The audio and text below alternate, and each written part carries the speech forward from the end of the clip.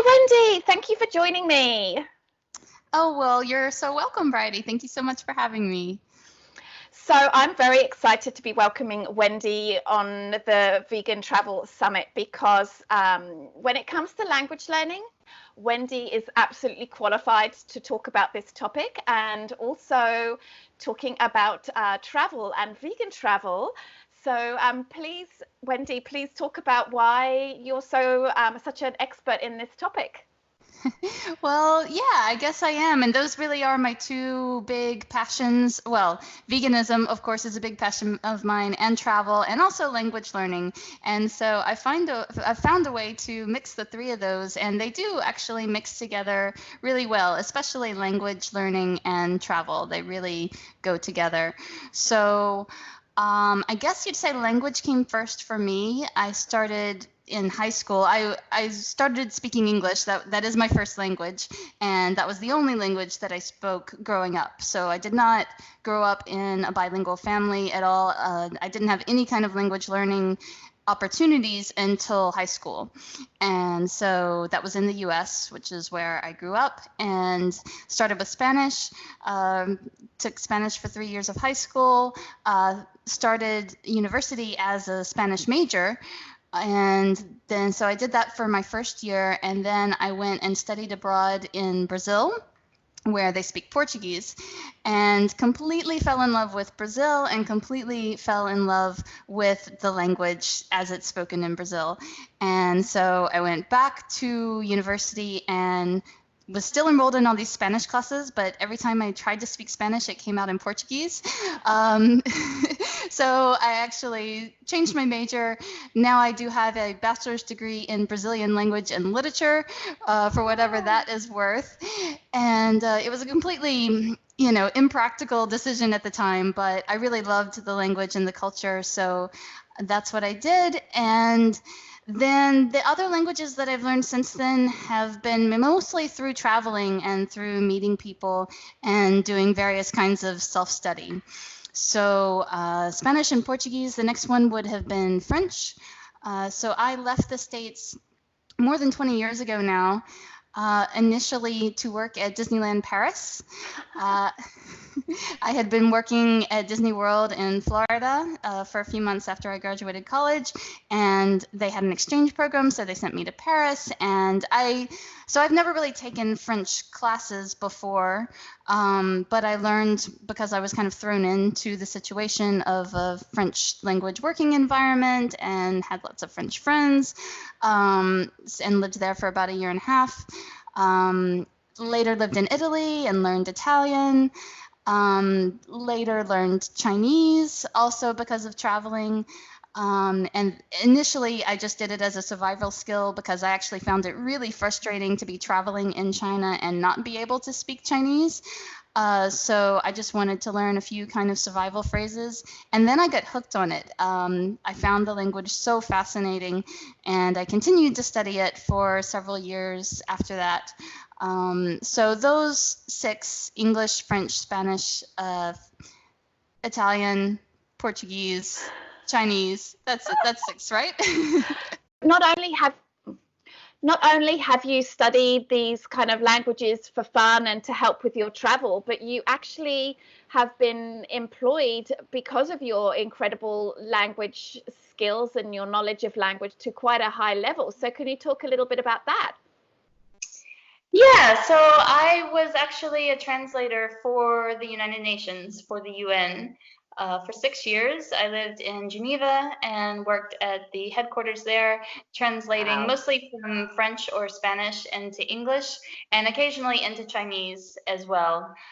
Even though my Chinese is not really good enough to be doing that, but they are very supportive actually with staff members who want to learn foreign languages, or at least those who want to learn one of the 6 official UN languages, of which Chinese is one. So I was able to go to Chinese classes for free during my lunch break or before work, and I did that for several years. And they actually even sent me to China on 3 different occasions on study trips as well. So that was a really great opportunity to be able to improve my language skills. I even took some Russian classes at some point when I was there too. So I do know a little bit of Russian.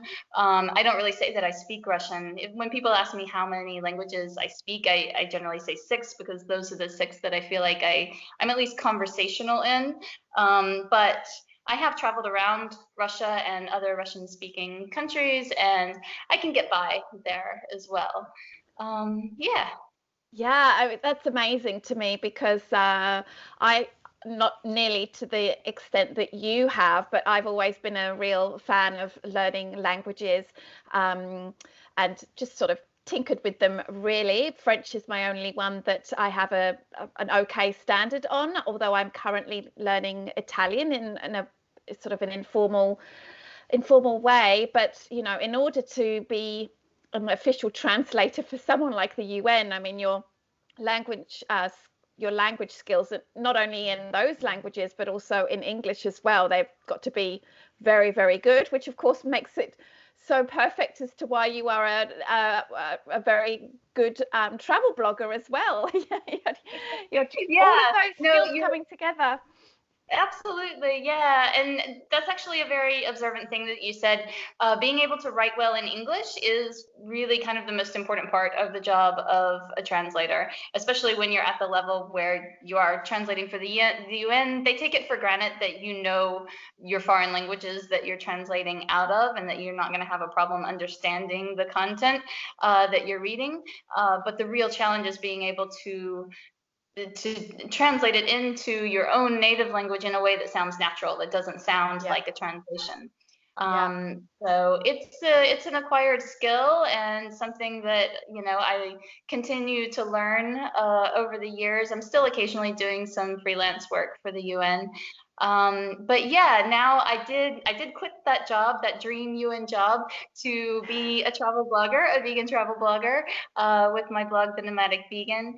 And so that is what I spend most of my time on nowadays. And yeah, you're right. It is really kind of the perfect synthesis of all of these interests and skills that I have. Yes, and you're currently your base is Lisbon as well. So you're getting to put all of that, put Portuguese to good use too.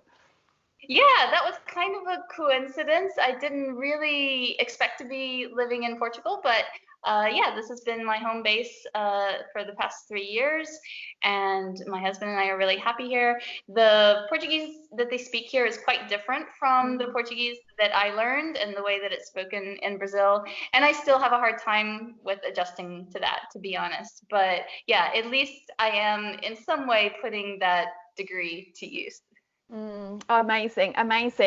So maybe we can move on to our topic, which is, you know, learning languages for travel. And I mean, there's so many reasons why you should do it, or why it's beneficial to do it.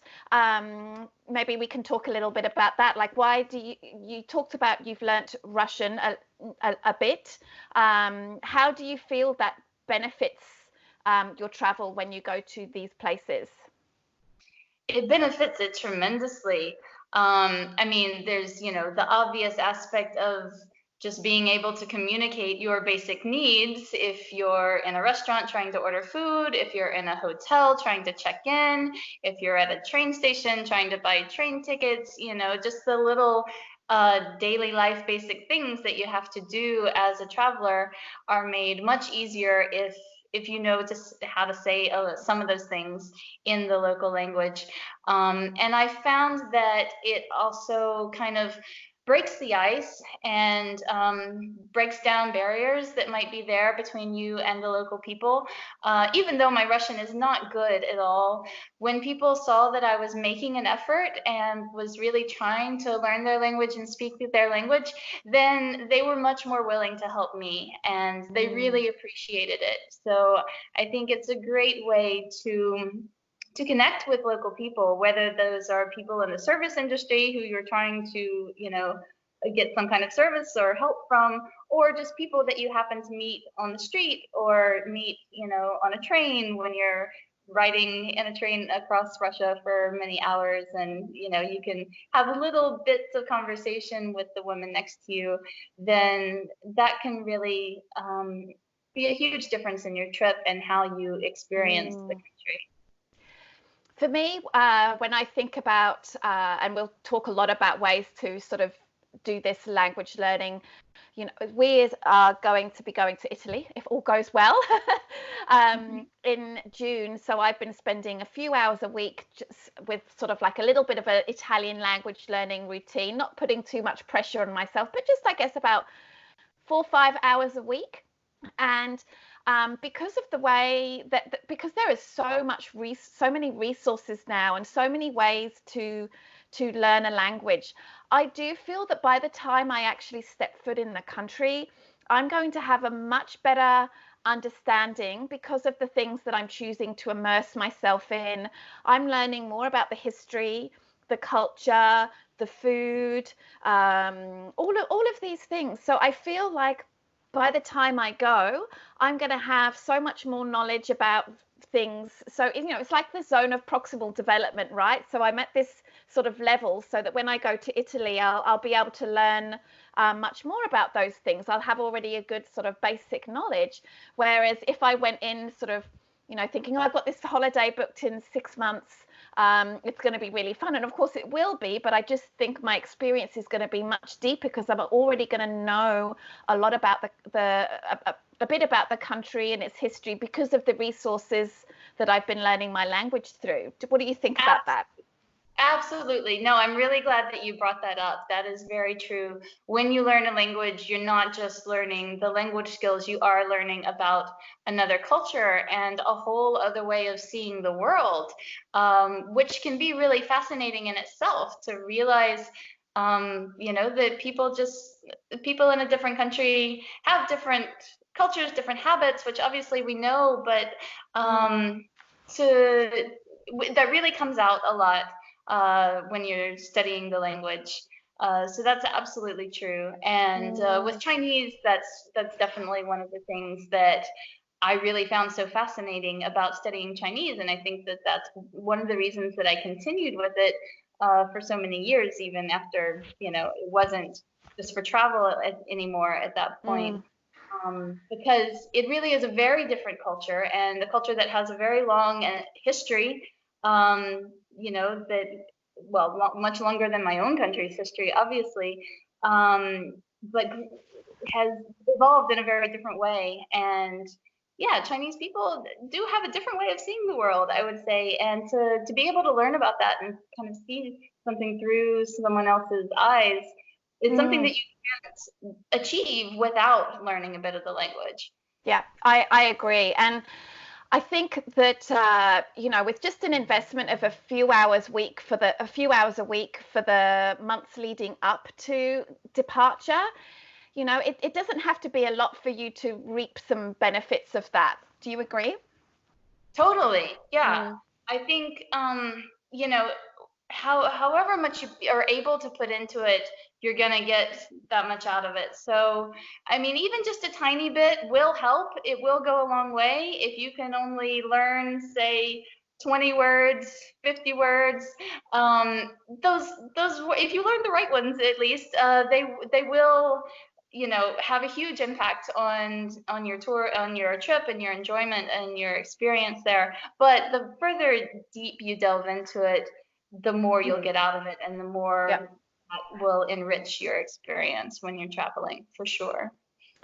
So maybe we can talk about, I guess there's a spectrum here of sort of things that we could do to prepare. And the one is the sort of the very basics, like learning just a few phrases to travel around a country as a vegan. And then, of course, there's what we've sort of been talking about, where you're sort of making a bit of a concerted effort in the months leading up to a departure and the tools and resources for that. So I know you've written some blog posts on this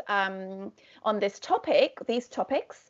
What would you say are some really great ways that we can navigate using language as a vegan to travel to various places around the world?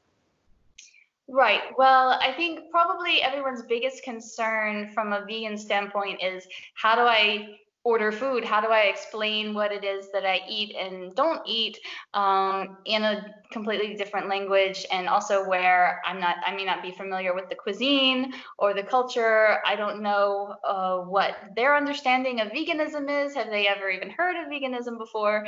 So that can be really daunting. But there are some tools and some ways that you can go about that. And it is true that not everyone is going to understand the word vegan. There may not be really a word a direct translation of the concept of veganism in the country where you're going. So you might have to do a little bit more explanation and just spell it out and say, I don't eat meat, fish, eggs, dairy, that kind of thing. I guess you'd say the shortcut, or maybe the cheat, that's quite popular, is to use the vegan passport, which is put out by the Vegan Society in the UK. And so they have a, a spiel, like a couple of paragraphs that explains various foods that vegans don't eat, and also gives various examples of the different kinds of foods that we do eat, like grains and legumes and fruits and vegetables and things like that. And then politely asks, could you prepare a dish for me using only these ingredients? And that is in many, many different languages, that covers, almost all, I'd say like more than 95% of people in the world will speak one of the languages in the vegan passport. So you can start with that. You can, if you don't know any of the language, then you're probably not going to learn how to read it yourself and say the phrases yourself, but you're probably just going to hand it over to the person and show it to them. And it is, I think, a good kind of fallback option to have, to be able to pull that out. So I do recommend traveling with that. Or probably even better, if you can, is to get someone from that country and from that culture to customize that spiel a little bit, because they just have the same spiel for every single language. Right. But a lot of these things are cultural, so for example, I know that you live in Thailand, so there you want to watch out for things like shrimp paste, right? Yes. Which is very often added to the curry paste. And they might not think about that. They might say, oh yeah, it's a vegetarian curry, it's just vegetables and tofu, so it's vegan. But you might need to ask those more specific questions that are specific to that cuisine and to that local culture. Which is not going to be in a general spiel about, what's vegan and what's not vegan.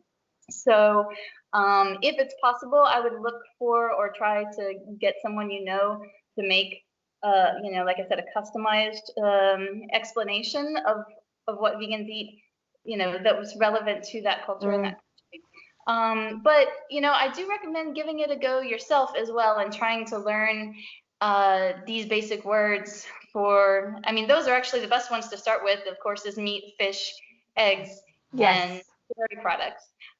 It's a lot more useful to know those words that you're trying to avoid than it is to know just the word for vegan, because like I said, there might not even be a word for vegan, or people might not really fully understand what that means.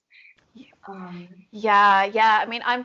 I'm thinking like a resource that we offer to our travelers, or people that get the free gift, the travel guide, when they enter their email address onto our website, is one of the things that we've done is we've created like a printable. So you would download the PDF, and on one side it's got every single most phrases that you would ever need traveling as a vegan, and then there's a space for you to copy and paste the Google translated versions. Now, of course, they're not going to be the best translations, but if you then put in that language and then you print it out and just keep it in your pocket, that can be a helpful resource too. And I think we also have professionally translated, like for the countries that we've visited, like France, Vietnam, Thai, and Kenya, Rwanda actually as well. So Yeah, Wow. we've got a few there. So if anyone watching this is interested, they can reach out and I'll pop that to them. But yeah, those are definitely some things that you could do. And also the Google Translate as well, the lens one Hmm. as well. Do you know about that one? Can you talk about that? Because I think that's really helpful for translating ingredients. Yes. So it's called OCR. I forget what it stands for. The O is optical. But yeah, basically it's using the camera to read something that's in a foreign language. And you can even do it offline in some cases if you download the language pack for that particular language in advance. So if you know that you're not going to have a data plan on your phone in the place where you're traveling, you can still use the Google Translate app and the OCR feature on that. So basically, you can hold it up to anything, any kind of sign or a menu or a list of ingredients on some kind of packaged food item, and it will just translate it right before your eyes. It's like Harry Potter magic.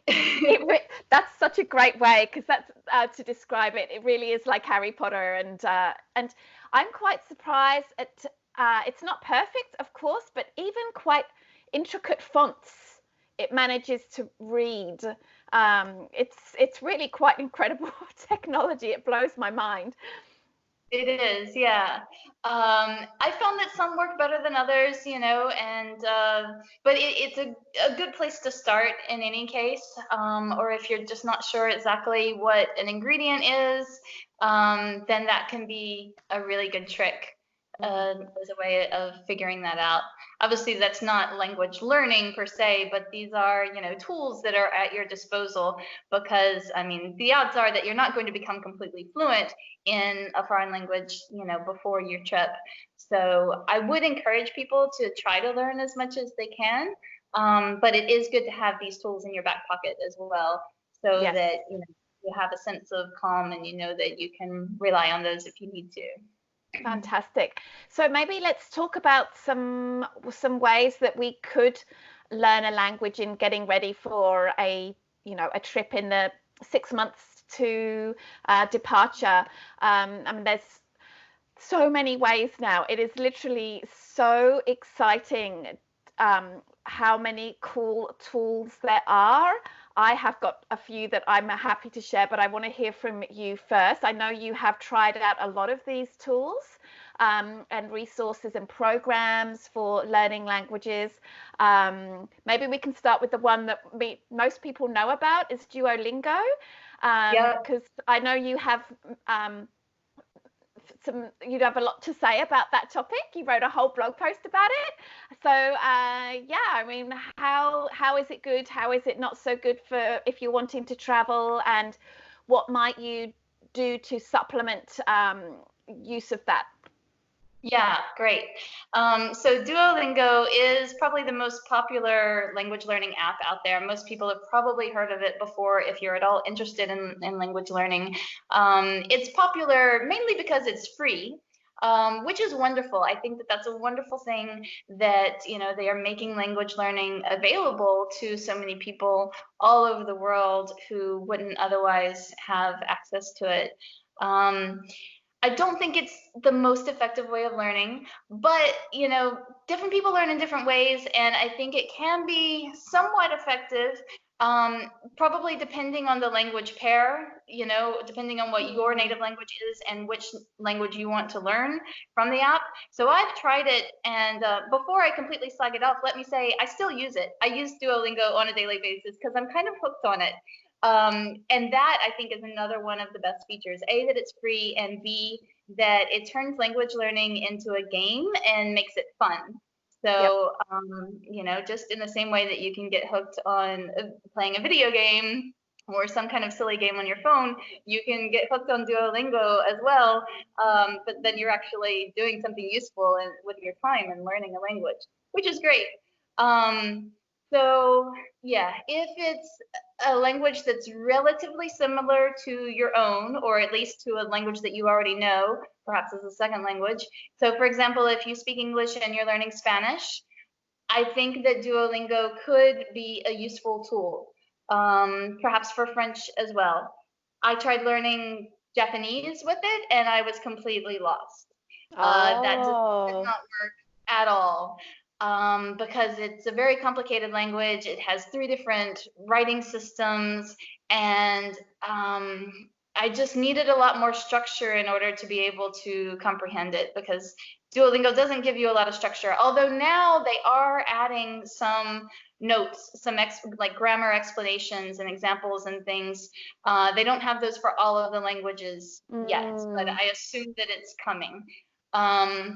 But yeah, trying to learn Japanese without any of those explanations of like why are there 3 different language systems and which one is which, and how do I know when to use what writing system, and and sometimes the pronunciation changes of, the pronunciation of a particular right. word will change depending. I don't even know what it depends on because I haven't been able to get that far in Japanese yet. But I Okay, know that okay.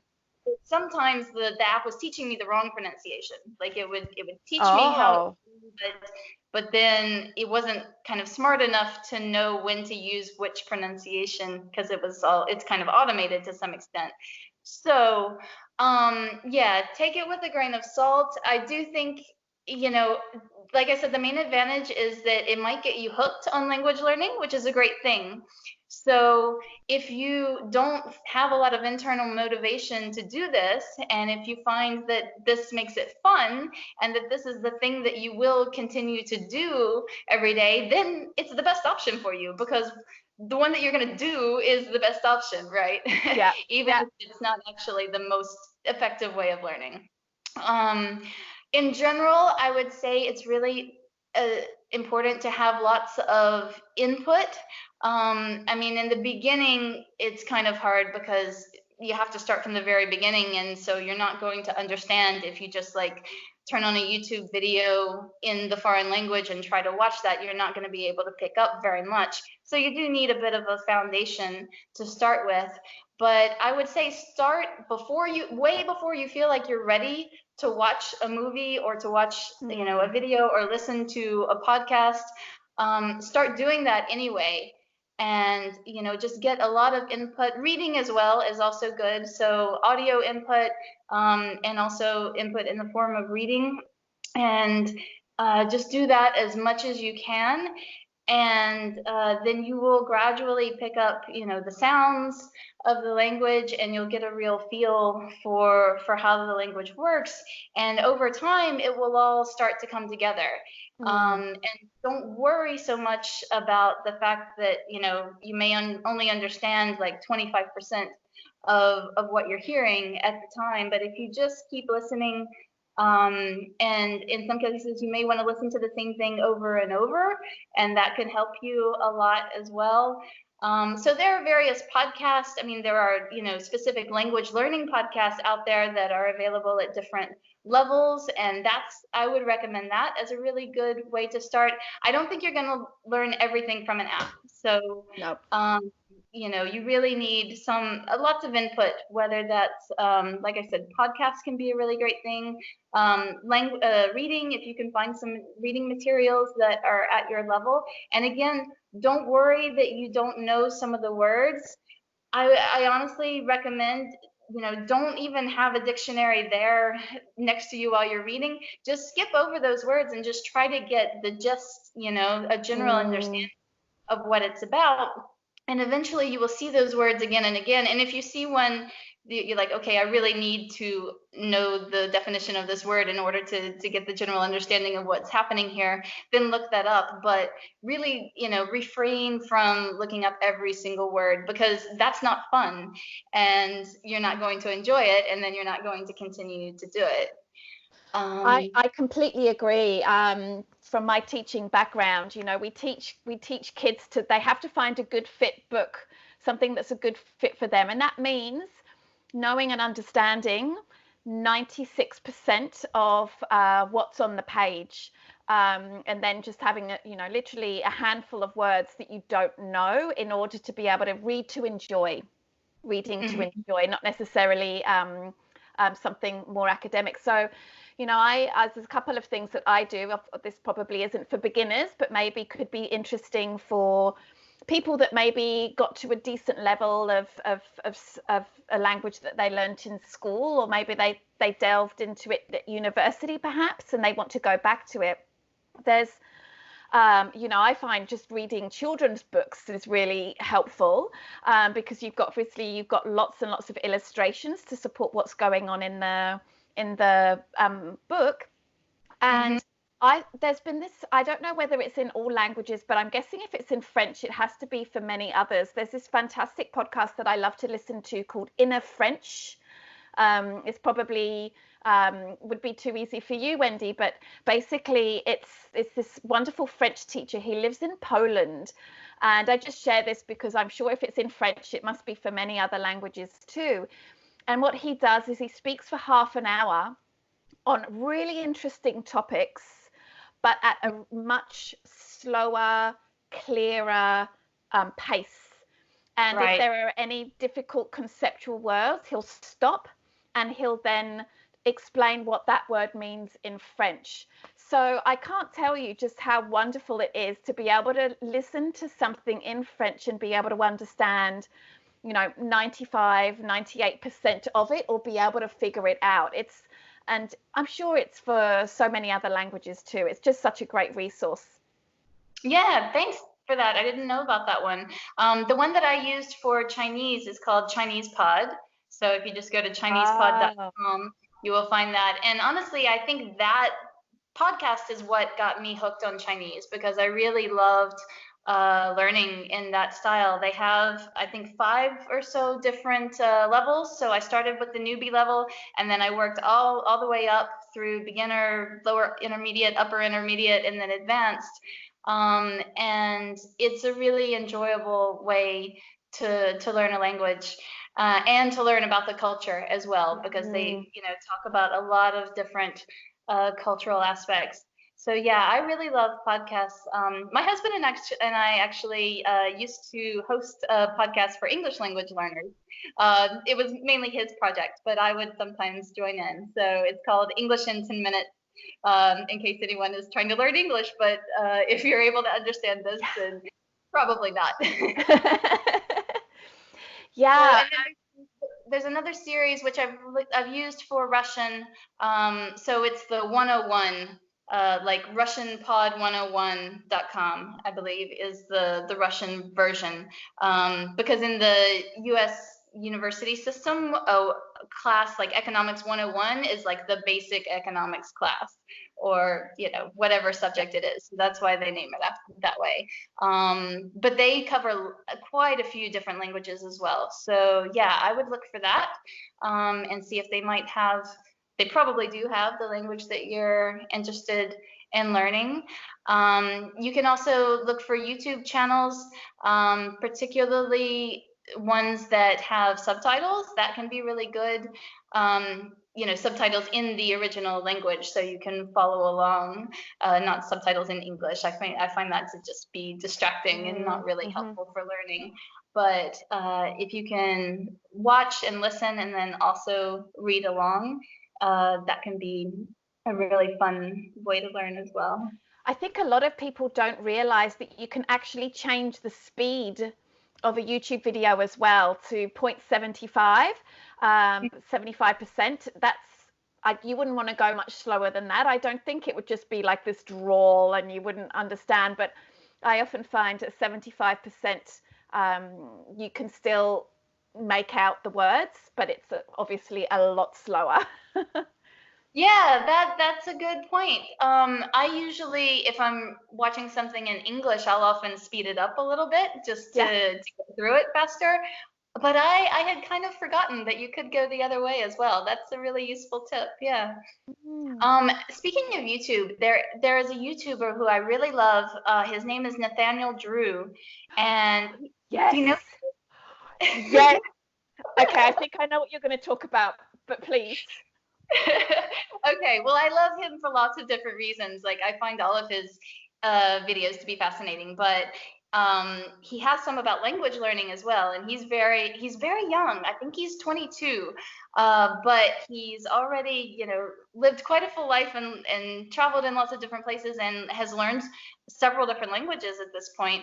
So the one that I'm thinking of is when he learns how to speak Italian in 7 days. Have you seen that? Yes, it's incredible. Yeah. Yeah, so he takes an approach that I hadn't seen before, but I think it makes a lot of sense. I mean, maybe it's more of an advanced approach for someone who already has some experience with learning a language and someone who is very self-motivated. I think you have to, really want to do this, and because it doesn't have a lot of structure. I mean, he kind of creates his own method instead of just following through a textbook or following through an app or something like that. He kind of creates his own resources and puts a whole bunch of them together, which might feel a little bit daunting for someone who's trying to do this for the very first time. But I was super impressed with what he was able to accomplish. So yeah, what he started with, which I think is kind of genius, is learning the 1,000 most common words in the language. Because that's what you need to communicate, to be able to have basic conversations around some common topics. And that's actually not what most textbooks teach you. And it's not what Duolingo and the other apps teach you. They're going to teach you how to say the different parts of the body and how to say different types of clothing like coat and jacket and sweater and but those are, I mean, maybe some of those are in the most common 1,000 words, but some of them probably aren't, and they're probably not the first thing that you need to be learning. So yeah, he just found a list somewhere online and then like really drilled these 1,000 words into his head. He spoke them into a recorder, into his phone. So he would read them out. He'd read the Italian word and he'd read the English translation. And then he would just listen to that, to himself reading the words constantly while he was out exercising or while he was, doing chores around the house. And then there were a couple of steps. You can watch the video if you're interested. But yeah, at the end of 7 days, he sat down and had a conversation with an Italian person, and he did extremely well. Yeah, it was really incredible. I was just blown away. I found it so inspiring to watch that video, and he's done quite a few on language learning as well. And I'm wondering if a lot of people listening to this would be like, oh my gosh, 1,000 words, how would you memorize 1,000 words in a week? But he used the method that you talked about, but I really like to use some spaced repetition apps to learn that. It's a theory of spaced repetition. I'm sure you're familiar with that, right? I use Anki, and I know there are several other apps. Could you explain what that theory of spaced repetition is and how these apps can really be helpful with that? Yeah, and I have used similar apps as well. Specifically for Chinese, I've used one that is all about learning Chinese because it also helps you to write the characters. So it's specific to that. But yeah, I know you can use Anki, for example, for all different kinds of languages. So the idea, without trying to get too scientific about it, is basically that they know when to show you the word right before the point where you would have forgotten it. So, spaced repetition is the idea that you're reviewing the right words at the right time. And so it just maximizes your time that you spend learning the words and maximizes your learning as well. So if you get one right, then it'll be longer and longer before you see that word again, because it's showing that that you know it, and so you don't have to keep reviewing that same word over and over. But if you get one wrong, then it's going to show up much sooner, and you'll get increased practice with that particular word, because that's one that you're having trouble with, that you need a little bit more review of. So the idea is that you do it every day, and you have, if you set it up, then you'll have a deck and you'll have several words waiting for you in the morning, and it will tell you these are the words that you need to review today. And I think daily practice is really important when it comes to language learning. Yeah, I agree. I'm traveling at the moment, and I've let my Anki deck practice slide, but I've been keeping my Duolingo streak going. I think I'm now up to something like 75 days, which is pretty exciting. Yeah, and just to explain a little bit more about the Anki, or the one that I use, Anki, the app. I think it's actually quite expensive as a paid app on iTunes. For some reason, it's free on Android. I'm not quite sure about that, but you can download decks of prepared words from the Anki shared deck, but I actually just input my own as I come across them, as I learn them. So you input the English, and in my case, input the Italian, and the words that will come up for you to be tested on, they could be the English. So in your head, you're thinking about what the Italian word could be. And then if you get it right, like I'm assessing, well, how quick was my recall on that? It was immediate. I knew it like that. I'll give it a 3. So I'll be shown it again in like 1 week. And then if I didn't know it at all, they'll show me it again in like 2 minutes. And then that word, after I've known it a lot, they might not show it again to me for like another year or something. It's really quite incredible. It's such a cool way to do it. Yeah, no, I agree. That can be very useful. Yeah. Although I have heard, like another way of thinking is that, well, on the other hand, you could just do all this input all the time and just focus on listening to the language and reading the language as much as you can. And you don't have to, and reading things that you enjoy and listening to things that you enjoy, so that it doesn't feel like studying. It just feels, you're just engaging with the language in a very natural way. And then those words are going to come up eventually. So yeah, it might not be so methodical and so scientific exactly when you're going to see them. But if that works better for you, like if you find it to be a chore to do your Anki deck every day, and you're not sticking with that, then you might want to try just finding a YouTube channel that you really love, a podcast that you really love, or movies, or whatever it is, or books like we talked about before, and just doing something in the language that you enjoy. And if you spend, hours doing that, then that's going to kind of work its way into your brain eventually as well. I'm wondering, have you heard of the Chrome extension Flipword, Wendy? Flipword? I don't think so, no. I think you might like it because they have Chinese. Okay. So this is a really fun Chrome extension that I learned about, and I've been using for a little while. So basically you install it, you explain the target language that you want to learn, and it has, I think it's about 10 languages, I believe, including Chinese, but mostly it's European languages, I think. And then you say, okay, I'm learning Italian, and I'm learning, I'm a beginner. And basically, as you're doing your regular browsing of the internet, let's say your news page, let's say bbc.com, and what it will do is it will choose selected words at your level, and it will, let's say, let me think of, to learn. Learn comes up. There would be a paragraph, and it would have the word learn come up. But instead of having the word learn in English there, it will have the Italian word for learn in there. And you obviously, sometimes you might have already learnt that word and you might know it. Or you might have to try to work out what it is based on the context of the surrounding words. So you might, even if you've never seen that word learn before, you might be able to work out what it is, and then you hover over it, and if you're right, you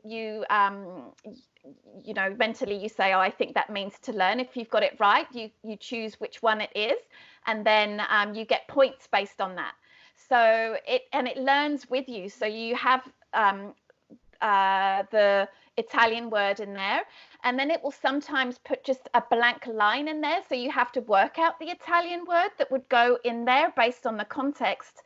And then there's an extra level as well. I can't remember exactly what it is, but the great thing is it really does it very slowly over time, so that you're not going to be just bombarded with like hundreds of really difficult words. It just does it really slowly and gradually. So that is a lot of fun. I think it's super cool.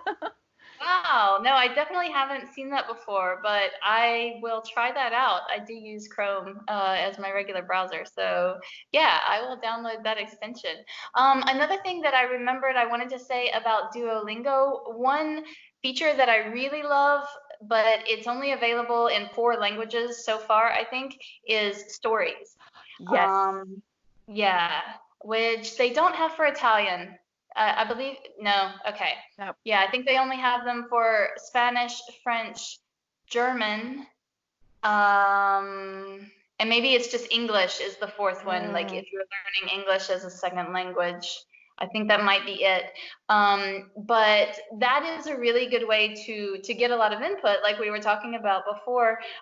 So there are stories that you listen to and you also read along at the same time, and they're at different levels. So, you know, the first ones are at a pretty easy level, but it's still made, you're probably going to encounter a lot of words that you didn't encounter in the regular study part of the app. So it's a more natural way to interact with the language, and it's fun because they're cute little stories. And then they ask you reading comprehension questions as you go along. And I do think that that is really great. And so I want to see them expand that to the other languages as well, which I'm sure they're working on. So if you happen to be studying Spanish or French or German, then definitely check out the Duolingo stories. Have you listened to any of their podcasts? I think they only have French and Spanish for now. No, I haven't. Yeah, I mean, my French and my Spanish is kind of at a level where, you know, I don't really need, I would just listen to, for example, a French podcast that, you know, about a given topic. But are those good? Have you tried those? Yes, yeah, they're really good. They tell really inspiring stories of individuals, and they have there's the narrator that speaks English, but then the actor playing the person, the real life person, is speaking in a very sort of slow, easy to understand way. So the narrator sort of balances, sort of explains what the actor is saying. It's really fun. It's really good, and the topics are really great. I think that's the key, finding really interesting language that you want to listen to that's at your level. Right, because yeah, traditionally the textbook dialogues have just been really boring stuff, you know, at least like the textbooks that I had when I was in language classes in school. So it is starting to improve for sure. And I think the Duolingo stories also do a really good job with that. And I've been impressed that they've been quite inclusive as well. Like they show same-sex couples sometimes. Yes. In the stories. Veganism and vegetarianism has often come up in the stories as well, so that's pretty cool. Yeah, so that is one thing that I really love about Duolingo. But yeah, I think the key is to find subject matter that you're interested in and that is at your level, or maybe just a little bit above your level, but that you're still able to follow along and it be enjoyable. Yeah, I'm just wondering now, maybe we could talk about like face-to-face language lessons now, because I can think of two that I've had, I know about, and one that I've had experience of, and maybe you do too. Are you familiar with Italki? I am, yes. Yeah. So what do you know about Italki? And because it's such a cool platform, I've had a few lessons on it. I think it's really fun, or I should say conversation lessons, but you can have regular lessons as a beginner as well. So it's been a few years since I've used it, but from what I remember, I think maybe there's two options. You can either find a conversation partner, so someone who, you know, their native language is the language that you're trying to learn, and then vice versa. So if you're trying to learn French, you would look for a French person who's trying to learn English. And then you can just do like a language exchange between the two of you. So you can just agree, okay, we're gonna chat for 1 hour, and the first half hour we'll speak in English, and the second half hour we'll speak in French. Set it up.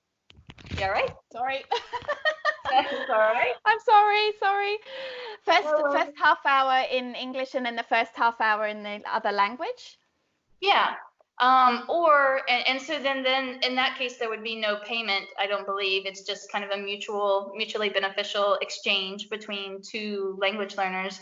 Or I think you also have the option of paying for a professional teacher, because you also have several of those who put their services available on the platform, and then they can have either just a conversation practice with you, where maybe afterwards they will tell you, point out a few of the mistakes that you made and give you pointers on how to improve, or maybe have also more of a structured grammatical lesson, if that's the kind of thing that you're looking for. Am I right? Is that Yeah, that's it now. Like I've only used it for conversation practice, although paid conversation practice with a teacher, and usually that's a bit cheaper than having an actual lesson. But Right. I've been really surprised at the price, actually.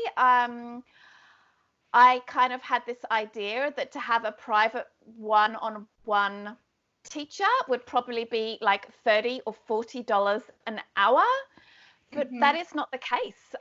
You can get a teacher on Italki, someone with, quite a few good reviews for $12 an hour, $15 an hour, even in a place like France where, those kinds of things can be quite expensive.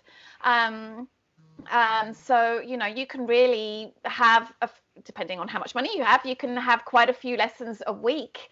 And they'll often do like trial lessons for you. So you just have like a half an hour where you find out if you're going to be a good fit. I had a wonderful French conversation lesson, so not a structured lesson, with this wonderful woman who was French but living in Sweden. And after our I think it was our 45-minute lesson, she said, if you want to work with me again, we can. Here's some homework for you. Like, basically it was listening to a YouTube video, and then answering questions, so that when we come back again the next time, we'll have something we can discuss that's going to be a little bit sort of more substantial than just the sort of general getting to know you conversation, which I think many people who've spent a little while learning a language, they have done to death, kind of thing. So it's always nice to sort of have a topic where you can sort of dig a little bit deeper and get exposure to some other vocabulary. So I think italki is really great. And of course, there's always people in multiple time zones, and if you could do that 3-4 times a week and then do the homework as well, you'd be doing great. And wonderful, you could ask so many questions about the destination where that you're heading to. I just think it's a really great technique. Yeah, no, you've inspired me now. I'm going to take another look at it, because yeah, I agree. It is a really great tool. And so far I've talked a lot about input and how it's really important to be, listening to the language and reading the language, but it's also important to have output at some point too. The only way to learn to speak a language is to actually speak it. Right. And I realized this when I took, 3 years of high school Spanish, and because I was interested in it, I was learning, but we never spoke Spanish in class, even though my teacher was actually a native Spanish speaker. She was from Puerto Rico, but the entire class was conducted in English. And then, right, we would read little things in Spanish, and we would do grammar exercises and do tests and things. And so on paper, I knew a good bit of Spanish. And then that came back to bite me when I went to university and had to take a placement test, which was a written placement test. So I did that pretty well, because, I was pretty good with the written language and got placed into a fairly high level, and then walked in the first day of class and the teacher's speaking only in Spanish and all of the other students are responding in Spanish, and I was freaked out. That's actually a big part of why my Portuguese was so much better after 6 weeks in Brazil than my Spanish was after having studied Spanish for 4 years, because in Brazil, I was living with a Brazilian family, and I had to speak. I had to open my mouth and start practicing and using these words in order to communicate. So I learned to speak really fast. And then, with Spanish, it was a completely different story. So if your goal is to be able to communicate with people, then you really need to get in some practice Yeah. actually speaking, Yeah. because And it's amazing how it just won't come out of your mouth otherwise. yeah, and something I've really embraced with my knowledge of learning languages and teaching English language learners is you've just got to be okay with making mistakes. You just Yeah. have to, because if you're too scared to make mistakes, you'll be too scared to try, and you won't get that practice. And there might be from occasionally you might say something that might be potentially a little bit embarrassing, but everyone understands, everyone's fine about it, everyone really knows. I think we're way harder on ourselves than we are with others, and if you can just be not too scared to make mistakes, it just helps everything. Absolutely. No, that's completely true. And it's something that I struggle with too. I mean, I'm an introvert. I'm kind of a shy person, so I do have trouble like striking up conversations, particularly in a foreign language. And if you are a more outgoing and more extroverted person, you're probably going to pick up a language much more quickly than I will, Yeah. actually. And I've seen this with I had a colleague of mine who was studying Chinese with me, and he's now married to a Chinese woman, and that's because he went up to her randomly in the train station in Geneva, and just thought that she looked Chinese and was like, "Hey, are you from China? I speak Chinese. Let's chat." Wow, that's so great. And look where it led. So, and he's, constantly speaking to people. Has a very bubbly, outgoing personality. And so his language skills are fantastic in the multiple languages that he speaks. Whereas I'm still shy to speak, and I'm trying to get past that. A lot of people say that you speak a language much better when you've had a couple of drinks. And for me, that's definitely true. It's not that alcohol helps you speak better, but it brings down your inhibitions. So you're not so worried about making those mistakes, and then you speak more freely. And yeah. But yeah, you do have to get over the fear of making mistakes, because mistakes is how you learn. Honestly, that's how you learn anything. Yeah, I agree. I mean, we've been speaking for nearly an hour on such a fantastic topic, which is so cool. But I'm wondering, before we head off, is there any other last minute tips or resources or tricks or anything that we've missed out? I'm trying to think. Well, as you mentioned, I have written a couple of blog posts on these topics or related topics, so maybe you can add links to those where people can find them. One is how to order vegan food in any language. So I talk about the vegan passport, which I've mentioned before, and a few other kind of similar resources for that to explain your needs specifically as a vegan when you're traveling. And then I also have a Duolingo review. So as you mentioned, yeah, I do have lots of opinions on Duolingo. Not all of them favorable, but like I said, I still do use it every day. Because I've gotten hooked on it as well. But in addition to Duolingo, in that review, I also talk about several other apps that might be better for you in certain situations, depending on whether you just want to learn a few key phrases, or depending on what language you want to learn. Some apps may be better for some languages than for others. So yeah, you can check that out. Oh my goodness. So Wendy, it was so wonderful to talk to you. And I really hope that people watching this will be inspired to spend just a few hours a week, just even a couple of hours in the lead up to a trip, and investing in learning the language of the place that they're going, and just seeing what happens. Like, how is their experience different? And yeah, I would be really interested to see what people think. So hopefully we've inspired some people there. I hope so, yeah. And thank you for suggesting this topic and for chatting with me about it. I am a language geek at heart, so it's so much fun to be able to geek out about this stuff. Yes. But even if you feel like you're not a language person, I really feel like you can enjoy it if you get into it and find some content that you like, some subject matter that you are already interested in. It can be a really great way to pick up a language, or at least a little bit of a language, and that can really help to enrich your travel experiences, make them run a lot more smoothly, but also open your eyes to all different aspects of the culture that you didn't know about before. I agree.